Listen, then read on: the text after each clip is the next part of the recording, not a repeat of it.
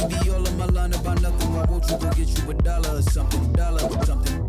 $1 or something. Recording live in the Imagination Creation Films mobile studios, somewhere in the middle of North Carolina, it's the world's greatest photography podcast with your host, Bill Howard.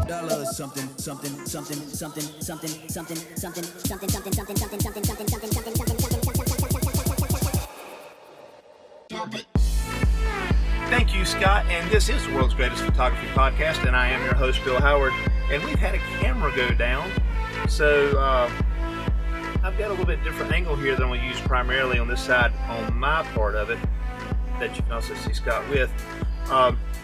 Scott is a cinematographer, filmmaker, YouTuber. All-around good guy. Anything creative, I guess, you know, in the words of Casey Neistat, you're a creator. Yes, that's correct. And he is the owner of Imagination Creation Films. He does his own shorts, but he also works for other companies that do commercials or films or you name it. That's kind of where you go in the cinematography world. Scott, for someone that's looking to get into stuff like this, or someone that has actually already acquired the skills, is there a marketplace that they can find where people are looking, or where companies are looking for? Well, cameramen, sure. Such and such? I mean, there's lots of a lot of people find jobs on Facebook groups. There'll be Facebook groups where they know that there are talented director of photographies out there, so they will say, "Hey, I need somebody to shoot this on this day. Who's available? Give me names," and names get dropped there, and you can pick up work there. There's lots of websites that offer services that you can submit for jobs, apply for them, and then really in this industry, it's still kind of the buddy system, or the good old boy system as it may be. It's who you know will really help, because if you do a good job and someone likes your work, they're going to tell everybody about how great you were, and you're going to get more work. Because of that, and the aspect of really having a network in order to get these jobs, it's ever more important to kind of take some of the lesser roles, especially to learn your way around, show what you can do, and explain some of the roles that actually goes into making whether it's a feature film or even a short film. Well, I mean, because everything's not a one-man band like we're used to with photographers. So, I mean, there are a lot of different people on set. I mean, we could spend an hour going through just the description of each person, but we have people it's called a first AC, and the first AC's job is to run through all the menus on a camera and pull focus. But that job may be so big and difficult, there may be multiple cameras that they need a second AC that helps the first AC. Some of these will also change the lenses for Absolutely. what's required in the first scene. AC will do it. The second AC will hold the lens while the first AC does it. The second AC supports the first AC. The first AC supports the camera operator. The camera operator supporting the director of photography. And the director of photography and the production designer and the director are all responsible in some way for the artistic look of the film. The director of photography handles the design of the lighting. This is how I want it to be lit, and then you'll have the lighting team, the gaffer, do all of the actual lighting itself. And the director of photography is taking information from the production designer, which has formed basically the first artistic pass or look of what the director has come up with for what the idea should look like based upon the screenwriting. So it's kind of a trifecta of knowledge that goes around, but a lot of times the director of photography is just taking orders from the production designer and the director on how it looks. But there's a lot of different people that go into making movies, and it can be daunting. However, you can also shoot a movie with one person who does the lighting, who operates the camera, who does everything that they can and works for the director. It just depends on the size of the set, the budget, et cetera, et cetera. Well, one of my favorite YouTubers is Darius Britt, D4 Darius, and he does low budget single person uh, productions where he has actors, and he had an award winning film that took 7 years to film, and he did it with a Canon 60. I mean, it was a middle ground Canon DSLR. So yeah, you can do this from any stage. And for those that don't know, Scott and I met because I started following him as I was trying to learn more about cinematography and filmmaking and just getting overall better with the video side of the camera. And we did a project we called the SB50 Challenge, and cinematography challenge actually, and it was to teach various things such as the jib, you know, just all kinds of different camera movements, and it was successful for a little while. It was. And then me and Scott slacked off. we got busier than we had committed to, and it caused us problems. The SB50 Cinematography Challenge was really about kind of like the photo of the day. We wanted to inspire creative people to push their limits and to learn why things should be used, why you said jib, why you would want to use a jib shot, what would be the purpose of that, and then to offer challenges for them to shoot a scene with a jib or the motion of a jib to try to convey the emotion that they were trying, and that's what it was for. And a lot of times we were doing this with equipment. For instance, instead of using a slider, we were using a kitchen towel on a table with the camera set on, showing that you don't necessarily have to have Hollywood equipment in order to get the same look. Now, you don't want to do that shooting the next Marvel movie, but for a one-man band that's learning is great. Sure. I mean, it's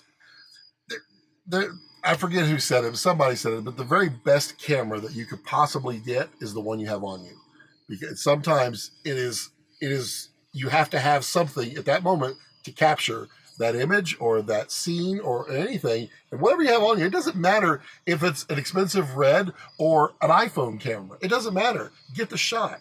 That's the important part. When it comes to thinking on set as a director of photography and how you want to push motivation and push the emotion of the scene. When you're with a stills camera and you're lining up a shot, you may want something in the foreground, just right over here, just to be out of focus, just kind of set some depth as you take a picture of whatever it is. In the film world, we not only want to have that there, but we want to use it in motion so that it helps push it. We might slowly push in on someone to increase the severity of the situation that they're in to show the focus. And what we're doing is we're subconsciously bringing your attention to their face. We may be going very, very slowly. We might be going in really fast, but we're having to think about how do we need to move that camera or not move that camera to bring out the emotion of that scene. And one of the things I find interesting, based on like what you just said, one of the most followed YouTubers is Casey Neistat, and he was almost a fourth wall breaker. I mean, it's a YouTube, so I can't really say fourth wall breaker, but he was a fourth wall breaker in the way he uses equipment. If he had something important to say, he would reach out and zoom in on his face tight for that important shot, and you would see him do that. Where in the cinema world, you've got that slow buildup. These are things you never recognize, and you don't realize that Casey had pre-thought that, and Peter McKinnon's pre-thought all of his shots out. The best camera operator is the one you never know about. The best DOP is the one you never thought about. If they can move emotion in your brain, they can move the camera in such a way that your subconscious started feeling different about the person, then they have done their job. And you don't see them reach out and grab the focus. You don't see them zoom in. You feel it rather than see it. When it comes to vlogging and YouTube, it doesn't matter. But he's demonstrating for those who may not even think about it that let me zoom in. I just created more importance on what I'm about to say. And you never know that's what he did. All you know, you thought he was changing the camera angle or just doing his normal thing. He's adding to your senses. And it just shows you how smart. I mean, there's a reason Casey has the followers, and Peter McKinnon has the followers, and all of these really high end YouTubers. We talked about the proper people the other night. We didn't talk about that today. Same type thing. As far as Scott Balkum, what's kind of your? We're going to steal a term from Marvel real quick. What's kind of your end game with this? Well, I mean, to steal a phrase from a friend. We're stealing a lot of phrases. We are. Ryan Connolly from Film Riot. I once asked him a very similar question, and his answer was so spot on, in simplicity and summary, that I'm going to use it myself. Although I just to give him credit. So my goals in life: get married, have kids, direct a movie. And as far as movie, you've got several shorts that you've done that are really good, documentary style. There's one, and if you're watching on YouTube, I'll link it. And again, you can find us on YouTube at Conscious Creative Media. That's CRE8IVE. And you can also go to Scott's channel. But if you're watching on YouTube, Scott is at Scott Balkum. I'll put it up in the corner, and I hate to say that all the time, but on YouTube, I will put it up in the corner. There's a little thing where Scott had some problems with a certain piece of software while editing. And it's the funniest thing I've seen. I loved it. How long did it take you to mess that up? I shot that in a period of 20 minutes. And you knew it was going to crash? No, I made it crash. Okay. There you go. That was done, as we call it, in post. I added what happened on the screen. But Scott's obviously a very talented man, as I use him for as my announcer on the show as well. You like my voice a little bit there. There you go. Here we see. Scott sent me 10 or 11 different clips to 14. use. It was 14. Was it 14? 14. Some of them are just unbearable. I will never play them all. But he has helped us out a whole lot with this, and I'm glad that if you don't know Scott, you're getting to meet him through this. But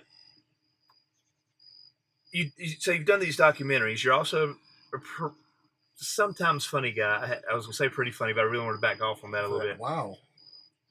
No judgment. Hashtag Scott Balkum. Let me get that in real quick. What type of movie would you want to direct? Ooh. Let me ask you this. Yes. Do you want to direct it? So yes. If you're the director, yes, because you love filmmaking, do you also want to be the camera operator? No. Okay, so you would be willing to delegate that out. My end game is to be a director, and my honest answer is I haven't run through enough problems to solve as a DP to transition into director. And I mean, when you're a director, all you are doing is solving every problem that you created. But that's what you're doing. And I haven't solved enough problems on this to feel confident enough to be good enough to direct. Now, on all of my short films, I've directed those as well. So, I mean, I have an idea. But in my long-term goal, it is to direct a feature motion picture. And what kind of genre would that be? I'm a huge sci-fi buff, but I'm a practical sci-fi. So I like fantasy as well, but I'm into space. I'm into really kind of cool aliens. I like that kind of stuff. So that and technology, and I've got a couple of screenplays that I've mostly written, we'll put it that way. And I would love to shoot those, but I mean, if the right project comes along and I'm ready to direct, I'm not going to turn it down. I'm going to jump right on that. Now, as far as the sci-fi, are you talking something that would be heavy in CGI, or are you talking something more Twilight Zone-ish? So, I mean, everything has its place. What I I believe is the more I can do in camera, which what we call practical, which is not CGI. I think it better serves. It's more believable for people. A thinking sci-fi Well, instead of a graphic. Very much, yeah. Okay. I want you the on one of my screenplays. My goal is when you leave the theater, you've seen this movie, you've related to this movie, but you haven't grasped this movie for the next few days. It takes a while for it to sink in, and because it's a very real thing. That's what makes people want to go a second time. That's right, and that pays Scott extra. Yeah. No, but I mean that's the way I like to think. I was a big M. Night Shyamalan fan because I love the way twists and turns happen in movies. But I love space movies. I love technology movies, and that's where you have the ability to create twists and turns that may not happen yet. The magic of a really good director of a sci-fi, especially space movie, is to have the person believe whatever's happening is believable. You don't want it. Yeah, you want to put them in there. You are listening to the world's greatest photography podcast with your host, Bill Howard. So I mean, all in all, I like sci-fi. I like twists and turns. I like things that make you think. I want you to leave really pondering what happened and how it affects you later. Well, what I want to say it was J.J. Abrams, but I can't quote it on him. He said the way to be a great director is to know every position there is. If there is a lighting guy, he can show the lighting guy how to do the lights or take over that position if he has to in order to get the scene that he wants. If it's the actor, if you watch YouTube enough, if you do any YouTube type things, I'm sure it'll pop up. But Ron Howard's little masterclass thing, just the little clip of Ron Howard moving the actor out of the way and taking his role from him for just a moment shows you he's putting that thought, that scene into everybody's head. And so the director has to be able to do every role, understand every role. Yeah, the director needs to understand every role. And just for clarification, JJ would never do that on set. If he did, he would probably not be working with many people. It's a very well-oiled machine. This person does this person does this person does that. But the director needs to know who does what and what their roles are. And that way he can trust that he's giving the right information to the right people. And this just comes with time. So he's going to pass along, I want this to change. He's going to tell it to his director of photography. The director of photography is going to take it and talk to the gaffer or the grip or whoever and say, make this change. They're going to make that change. It's going to come from JJ, but it's going to get passed to the right person. JJ would not go directly to that person. That would be bypassing the rules of engagement, so to speak, in the film world. But that's the importance of, if you get involved in the filmmaking world, to not just say wait out for a director of photography position if you think that's what you want to do. You start off with any other role to work your way up. Get on set. And I still take jobs where I'm on set because I love being on set. Anytime I can be on set, I'm a happy guy. I'm smiling. Because I'm in that world, and everything that I see, I'm absorbing and I'm remembering and I'm using that. Maybe I'm working with grip that day, or maybe I'm a PA and I'm handing out beautiful bottles of water to all the most important people or everybody else. I am on set and I'm learning something from a different point of view, and it will aid me in my quest to direct a movie. And that whole time, you're also seeing what everybody else is doing, and you're catching it not by osmosis, you're catching it by personal study. And Absolutely. So you just did a series on a bunch of books that you've read. Again, go to Scott's YouTube channel at Scott Balkum, not at Scott Balkum. Look up Scott Balkum in the search engine. If you type in Scott Balkum, you're going to find me. Exactly. So tell me, what is your favorite position you've done so far?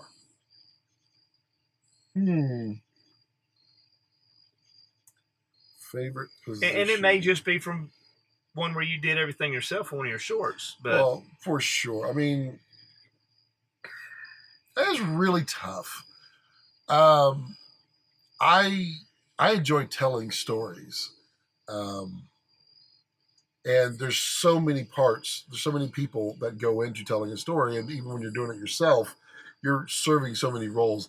I like to direct. I think it's great to explain to people, this is what I'm looking for, but not tell them exactly how to do it, because I'm not being that person. I am letting the actor become that person and do the role.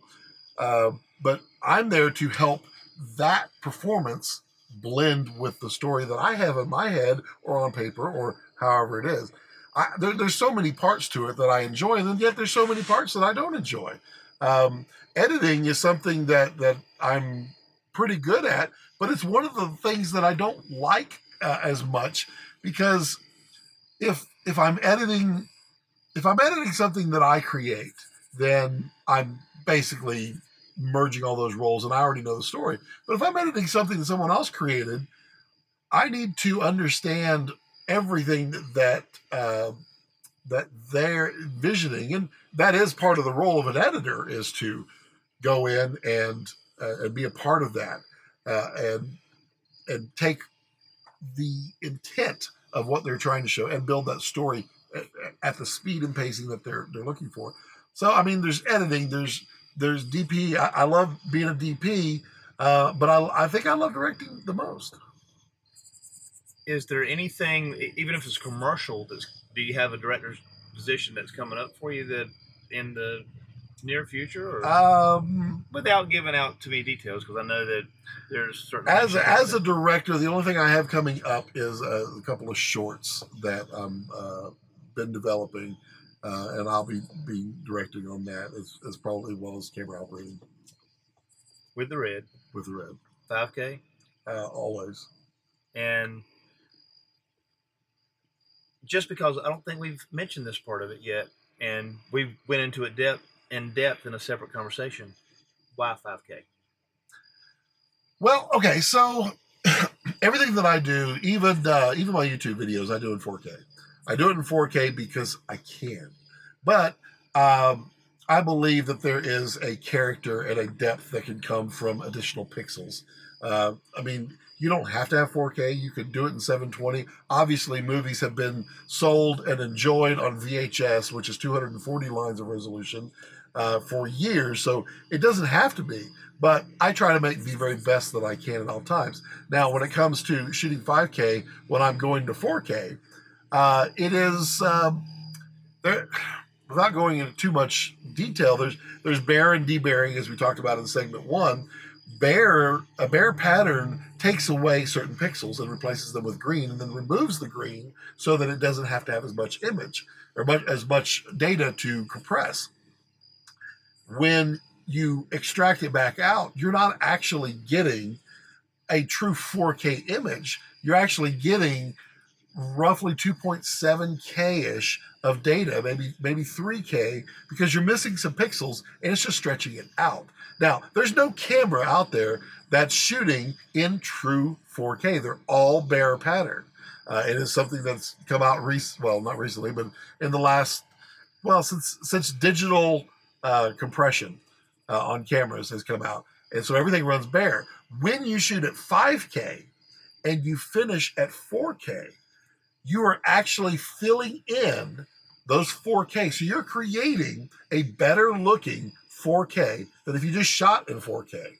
If I were to take it and output it in 1080, I am going to get a higher quality 2K or 1080 image than I would if I just shot it in 1080. There's an old saying in television that I learned back when I worked at ABC, and that was garbage in, garbage out. So always give it the most you can up front, so that you can take it away later, but you can't add it back in.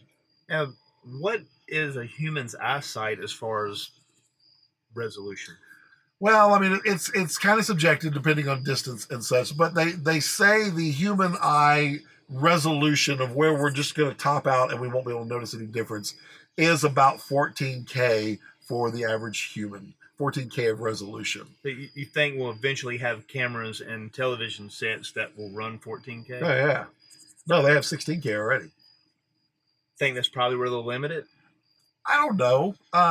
There's never really any limits in life. I mean, you got to one up everything. 16K, I believe it's the 2022 Olympics, or it's going to be shot in 16K. I believe it's Ikegami that has the 16K sensors. I mean, there are plenty of them out there. It's just, I mean, it's a beast to suck in that data. I mean, Red shoots at 8K on some of their cameras. This is 5K. They have 2 at 5 and 2 at 8. And there's not really any other vendors right now that are shooting 8K footage. But people say, why do you need it? Well, did you like Guardians of the Galaxy? It was shot in 8K. It was shot in 8K because it gave them tremendous abilities that 4K would not. It's resolution isn't everything, but if you have it, it can be more than nothing, and it can be more than normal. Whether it's the Red or the Airy or any of these other types of bodies, do you think cell phones have come a long way? And one of the big things that have helped cell phones grow from the flip phone to what they are now is apps. Sure. Sony, I don't know if the newer Sonys, but the older Sony mirrorless cameras, they actually had a ability to pull in various apps that you would buy from Sony, from Microsoft. Right. Was it Microsoft? Sony. Something. You bought it from somewhere. Do you think there's going to be apps that are built into some of these bodies eventually that will allow you to do what you do in camera rather than have to always do it in post? Say a certain film style, other than just customization with the white balance and the colors. Yeah, I mean, so a big trend that everybody's on when they first get into video making and filmmaking, excuse me, it's called LUTs, and it's a lookup table. And what a lookup table is you go in and you move color around. You create what you want the image to look like, and then you save that as a table. That table gets applied in the camera, and when you're looking at it, it now looks, when you're shooting it, like it was finished. It's close. It's not perfect. There's a lot of work that goes into post. But LUTs, I mean, everybody's selling a LUT these days. Hey, I might even sell some LUTs soon. You never know. But LUTs are a simple way to get a style on your camera right off the bat. So that's kind of, it's not an app, but it is a way to get it in camera. Now, before we had that, what we used to do is we used to put filters in front of our lenses, and that's how we baked in a look. It's kind of interesting. The director of photography for Breaking Bad, originally they wanted it to shoot log, and log is very flat and boring because they wanted to color grade it in post and make it look the way they wanted. And he said, no, we're going to do it my way. And he baked in his look into camera so they couldn't tweak it beyond how he wanted it to look.